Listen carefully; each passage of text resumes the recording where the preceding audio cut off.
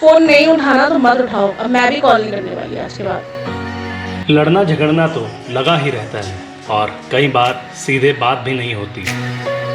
पापा मम्मा ये पूछेगी कि मैंने फोन काटा है कि मम्मी ने, क्या आपने मेरा करी? फिर भी पूछ लेती है एक अलग अंदाज से, मैसेजेस के जरिए। हेलो, कैसे हो? तबीयत ठीक है? अपना ध्यान देना।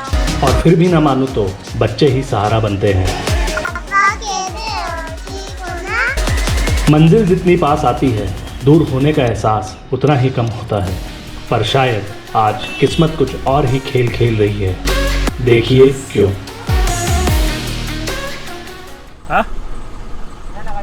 कहाँ पे? पीछे करके यहाँ लगाइए, पीछे कर लीजिए भैया, पीछे कर लीजिए। कर रहा हूँ भाई, वो देखना।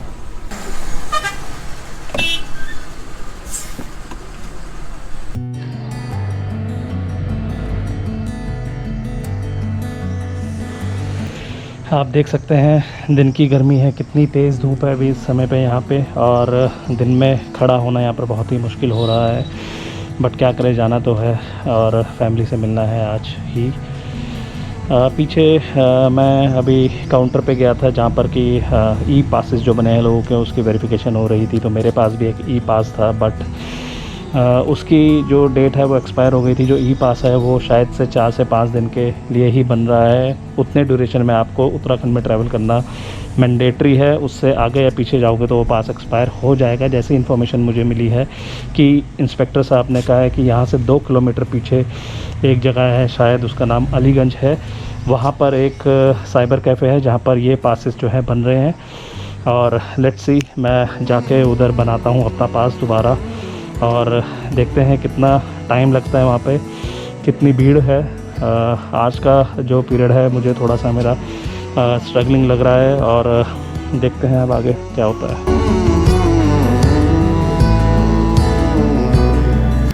अभी मैं आ रहा हूँ साइबर कैफ़े से, और वहाँ पर जो भैया थे उन्होंने काफ़ी देर, मतलब आधे घंटा पौना घंटा तक ट्राई करा सिर्फ मेरे लिए कि मेरा ई पास बन जाए, बट नहीं बन पाया। रीज़न क्या था कि मेरा जो मोबाइल नंबर है और उसके साथ जो आधार कार्ड लिंक है, उससे मैं ऑलरेडी एक बार ई पास बना चुका हूँ जो कि अब वैलिड नहीं रहा। तो दोबारा उस पर ई पास नहीं बन सकता है। तो मैंने पूछा कि भैया फिर अब क्या कर सकते हैं इस केस में, मुझे तो जाना है मतलब उत्तराखंड अपनी फैमिली के पास।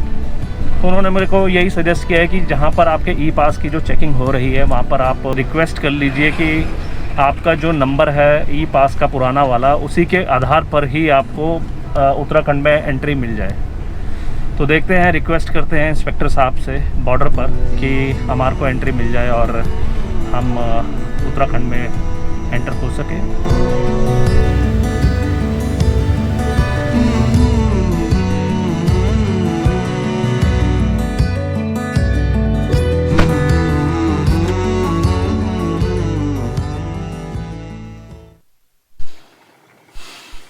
यहाँ पर बात तो कुछ बन नहीं रही है।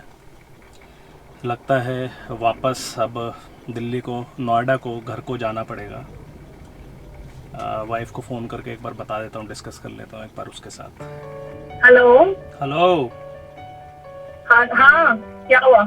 यार मैं यहीं पर ही हूँ बॉर्डर पे अभी, और हाँ, जो मेरा पास था वो मतलब पिछले महीने का था, 4-5 दिन का, तो वो वैलिड नहीं है यहाँ के हिसाब से। तो कैसे हुआ? तो वो तो एंट्री करने के लिए मना कर रहे कि विदाउट वैलिड पास, ई पास आप एंटर नहीं कर सकते हैं। तो कैसे करोगे अब? कुछ उनसे रिक्वेस्ट कर लो थोड़ा सा कि मुझे जाने दो। 2 बार तो मैं मतलब कर ही चुका हूँ रिक्वेस्ट, और मैंने मतलब ये भी रिक्वेस्ट करी थी कि सेम ई पास नंबर पे आप मुझे जाने दो, आप ई पास नंबर रिकॉर्ड करके रख लो अपने पास। फिर क्या, एक काम कर, तू आ जा यहाँ पर बॉर्डर पे और सामान जो बच्चों का था वो ले ले मेरे से। अरे नहीं यार, ऐसे कैसे? बच्चे इतना मिस कर रहे हैं आपको, आप चले जाओगे वापस, मैं क्या बोलूंगी उनसे? कहाँ क्यों गए पापा वापस? अब मिस तो मैं भी कर रहा हूँ। तो वो बच्चे रोएंगे, इतना एक्साइटेड है कि आप आ रहे हो। चलो एक बार ट्राई करके देखता हूँ, बोलता हूँ कि मेरी वाइफ और बच्चे जो यहाँ पर अकेले हैं और मेडिकल इमरजेंसी है, उसकी वजह से मुझे जाना पड़ रहा है। चल ठीक है, बताता हूँ तुझे। Okay okay.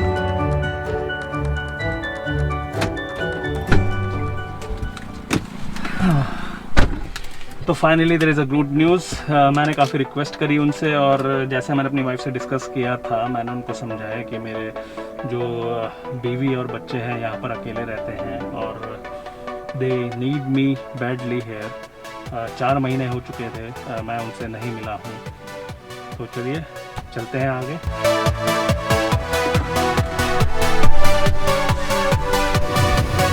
धूप में हालत ख़राब हो गई, शक्ल देखिए क्या है।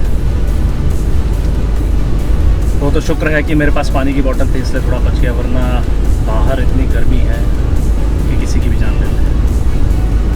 चलिए कोई नहीं, अब देखते हैं, घर जाएंगे, बच्चों से मिलेंगे थोड़ा, तब जाके आराम मिलेगा।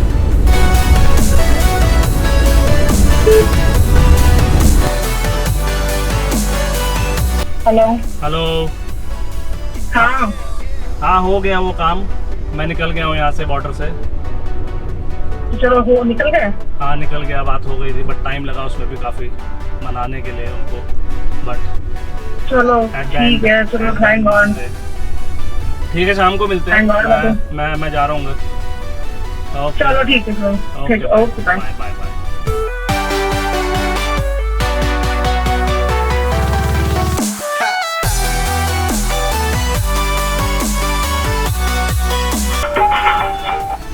हेलो।